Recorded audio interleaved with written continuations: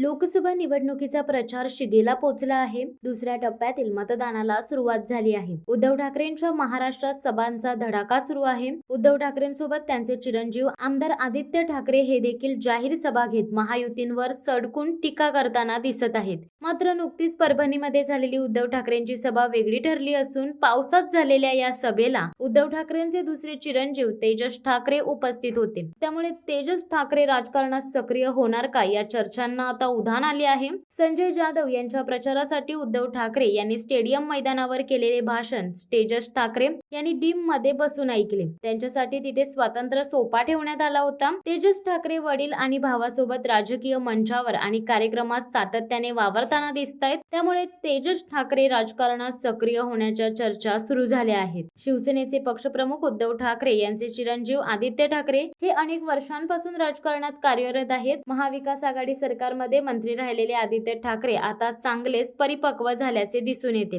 आता याच आदित्य ठाकरे यांचे दुसरे बंधू तेजस ठाकरे यांची राजकारणात एंट्री कधी होणार याची चर्चा आता सुरू झाली आहे. याआधी त्यांच्या लॉन्चिंगच्या चर्चा अनेकदा झाल्या. त्यामागे त्यांची राजकीय सभा मेळाव्यांना असलेली हजेरी हे प्रमुख कारण होते. पण सातत्याने राजकीय सभा आणि व्यासपीठावर तेजस ठाकरे यांचा वाढता वावर पाहता येणाऱ्या विधानसभा निवडणुकीत ठाकरे गटाकडून हे तेजस अस्त्र बाहेर निघण्याची शक्यता नाकारता येत नाही.